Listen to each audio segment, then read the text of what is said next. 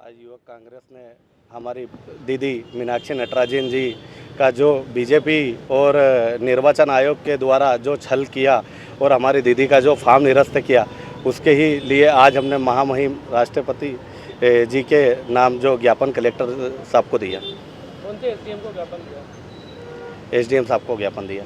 आगे की और क्या रूपरेखा रहेगी? आगे की ओर यही हमारा, जब तक हमारे देश में आज जिस तरह से दुष्व्यवहार हो रहा है और जो राष्ट्रपति जी महोदया को आज हमने जो जिस हिसाब से ज्ञापन दिया है और कलेक्टर साहब के संज्ञान में दिया है, और जो आज निर्वाचन आयोग जिस हिसाब से बीजेपी के हिसाब से चल रहा है और जो कार्य कर रहा है, उसको आज हमने संज्ञान में लिया है। और आगे भी ऐसा चलता रहेगा तो हम हमेशा रोड पे उतरेंगे और इसको जन आंदोलन के रूप में करेंगे। आपकी दीदी के फॉर्म में गलती थी, उन्होंने सूचना नहीं दी। फॉर्म में गलती रहती तो पहले ही देते। जब एफआईआर ही नहीं है, एफआईआर होती तो एफआईआर थाने पे रहती, थाने से कोर्ट में आती या कुछ भी आता, बट कुछ है ही नहीं तो कहाँ से देंगे वो? कहाँ से प्रूफ करा उन्होंने? प्रूफ एफआईआर होती तो प्रूफ होता ना, कोई प्रूफ ही नहीं है ना। उसके बाद भी जब हाई कोर्ट में गए तो हाई कोर्ट में नहीं सुना, सुप्रीम कोर्ट में गए सुप्रीम कोर्ट में नहीं सुना, तो फिर कहाँ पे जाएंगे हम?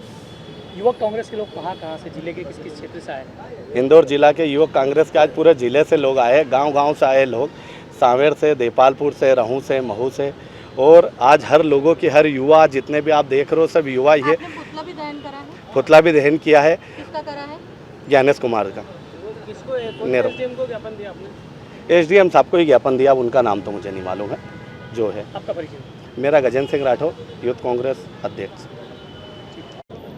जिस प्रकार से बीजेपी ने सारे संस्थाओं पर, सारे जो भी सरकारी संस्था है उनके ऊपर दबाव बना करके चुनाव आयोग पर और जितनी भी संस्थाओं उसके ऊपर जिस प्रकार से दबाव बना करके अपने हिसाब से चलाने का प्रयास कर रहे हैं, उसी के विरोध में हमारे मध्य प्रदेश की जो राज्यसभा सांसद मीनाक्षी नटराजन जी ने नामांकन दाखिल किया था, उसको जो निरस्त किया गया, उसी के विरोध में हमने आज यहाँ पर राष्ट्रपति जी के नाम पर कलेक्टर साहब के माध्यम से ज्ञापन दिया है।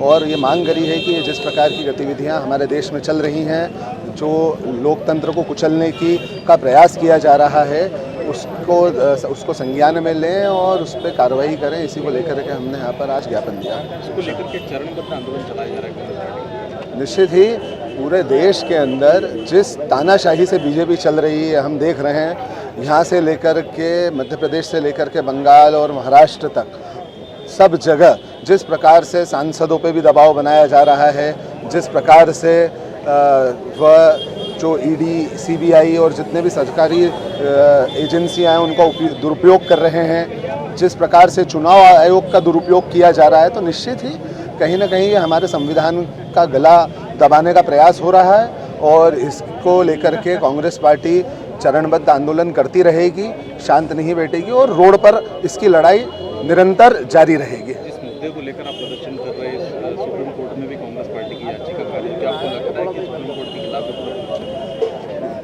सुप्रीम कोर्ट के अंदर याचिका खारिज निश्चित ही हुई है, लेकिन ये पूरा देश जानता है, हमने अभी फिर बोला कि जिस प्रकार से दबाव करके बीजेपी जितने भी सरकारी तंत्र हैं उसका दुरुपयोग करके जितने भी संस्थाएं हैं उनके ऊपर दबाव बना रही है, ये कहीं ना कहीं उसी का प्रतीक है। ये कहीं ना कहीं यही दर्शाता है कि किस प्रकार से बीजेपी कार्य कर रही है और उसी के तहत ये सारी चीज़ें हो रही हैं। आपका नाम? अमित पटेल, यूथ कांग्रेस शहर अध्यक्ष इंदौर।